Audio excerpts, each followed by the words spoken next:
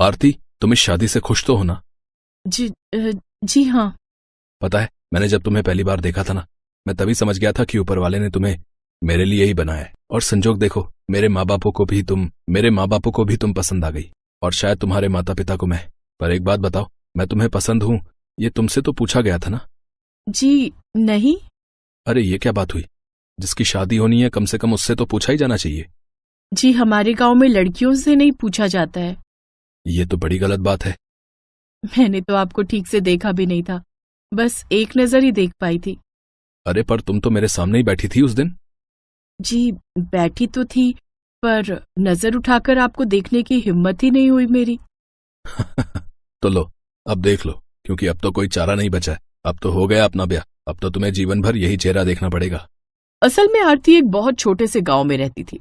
उसकी शादी बगल के गांव सूरजपुर के रहने वाले अनिल के साथ हुई थी। अनिल बहुत ही भोला और सीधा आदमी था। फिर 2 दिन बाद। अरे वाह, ये पराठे किसने बनाए? क्यों, क्या हुआ? ऐसे क्यों पूछ रहा है? ये आपके हाथ का स्वाद तो नहीं है माँ? ये तेरी भाभी ने बनाए, तभी तो मैं कहूँ माँ ये पराठे बहुत स्वाद बने। भाभी हैं कहाँ? वो नहाने गई है, आती ही होगी। भाई मुझे तो बहुत खुशी हुई कि भैया को आप जैसी पत्नी मिल गई। ऐसा क्यों कह रहे हैं आप? अरे आप नहीं जानती इन्हें, 1 नंबर के भोलू चंद हैं। मैं तो हमेशा माँ से कहता था कि देखना कोई लड़की कभी घास नहीं डालेगी इन्हें, लेकिन किस्मत देखो हमारे भैया की, कितनी सुंदर भाभी लाए हैं। लता और हरिया के घर का माहौल बड़ा ही खुशनुमा था। बड़ा बेटा अनिल जितना सीधा और शरीफ था, छोटा बेटा सुनील उतना ही शरारती और मस्करा। धीरे धीरे नई बहू आरती ने अपने स्वभाव से सबका दिल जीत लिया।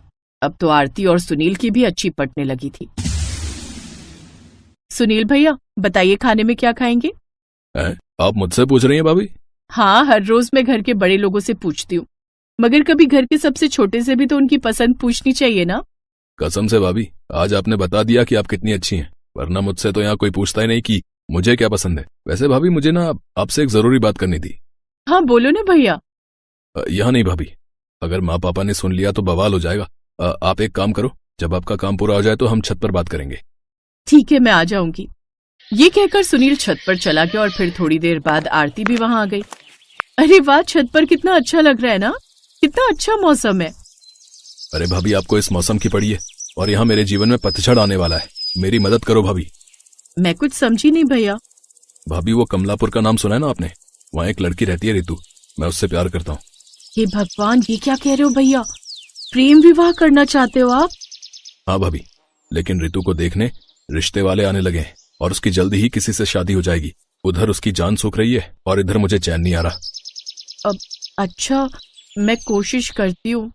सुनील ने भोली भाली आरती को बड़ा खतरनाक काम सौंप दिया था, पर आरती ने भी अपने सास ससुर से जिद करके उन्हें मना लिया और आखिरकार सुनील की शादी रितु से हो गई। रितु एक अमीर जमींदार की बेटी थी।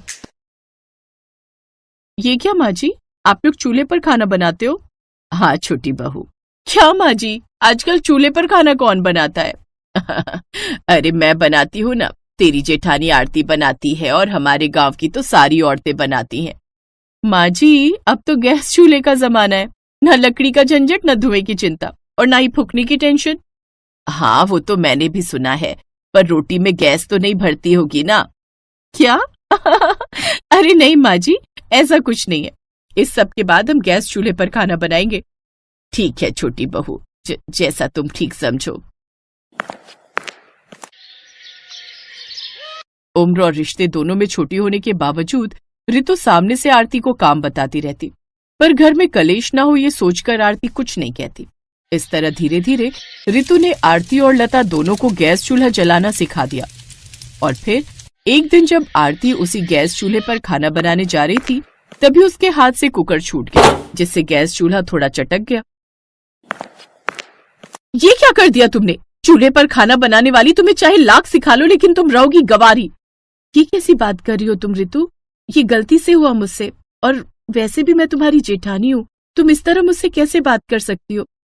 हाँ तो मैं क्या करूँ, मेरे पापा ने इतना महंगा चूल्हा दिया था मुझे। तुम्हें पता भी है कितने का आता है ये शहर से? ना तो मुझे पता है और ना ही जानने का शौक है, समझी तुम? शौक?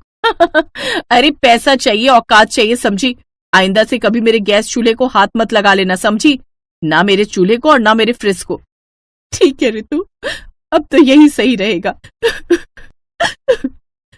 उस दिन आरती बहुत रोई। उसे रितु से ऐसी उम्मीद नहीं थी, पर इतना सब कुछ होने के बाद भी लता ने रितु को कुछ नहीं कहा। शाम को जब अनिल काम से लौटा तो आरती उसे छत पर ले गई। ये तो बहुत गलत हुआ तुम्हारे साथ। रुको, मैं अभी माँ और रितु से बात करता हूँ। मत करिए, माँ जी पूरी तरह से उसकी बातों में आई हुई हैं और रितु के अंदर से भी उसका पैसा और घमंड बोल रहा है। आज से ये छत ही मेरी रसोई है और हम दोनों आज से यहीं खाना खाएंगे। ठीक है आरती, तुम जैसा कहो, मैं हमेशा तुम्हारे साथ हूँ। पूरे 2 दिन बीत गए लेकिन बारिश नहीं थमी, जिसकी वजह से पूरे गांव में धीरे धीरे पानी का लेवल बढ़ने लगा और देखते ही देखते उसने बाढ़ का रूप ले लिया। अरे रितु, देख तो घर में पानी घुस रहा है। अब क्या होगा माँ जी? अब हम क्या करें? सबसे पहले तो रसोई में से अपना गैस चूल्हा हटा। अब ऐसा कर ऊपर छत पर ले चल उसे, वहाँ आरती की रसोई में ले जाकर रख दे उसे, वो मना नहीं करेगी। डर के मारे रितु ने गैस चूल्हे को वहीं छोड़ा और अपनी जान बचाने के लिए छत पर भागी। उसने देखा कि लता और पूरा परिवार आरती की छप्पर वाली रसोई में दुबका बैठा है। वो बारिश में भीगती रही पर आरती की रसोई के अंदर आने की उसकी हिम्मत ही नहीं हुई। बाद में लड़ लेना जितना भी लड़ना है, फिलहाल अंदर आ जाओ वरना बीमार पड़ जाओगी देवरानी जी। रितु आखिरकार मजबूर होकर आरती की रसोई के अंदर आ ही गई। फिर आरती ने कहा, शाम को साग और रोटी बना रही हूँ, रितु तुम खा लोगी ना या कुछ और बनाऊं तुम्हारे लिए? आरती की बात सुनकर रितु की आंखों से पश्चाताप के आंसू गिरने लगे। वैसे ये मिट्टी वाला चूल्हा भी इतना बुरा नहीं है, थोड़ा टाइम लगता है पर खाना अच्छा बनता है इस पर। भाभी आप सिखाएंगी मुझे इस चूल्हे पर खाना बनाना, क्योंकि मेरा गैस चूल्हा तो नीचे ही रह गया पानी में। रितु की बात सुनकर सभी लोग हंसने लगे और आरती की छत की रसोई और उसके चूल्हे ने पूरे परिवार को फिर से एक कर दिया।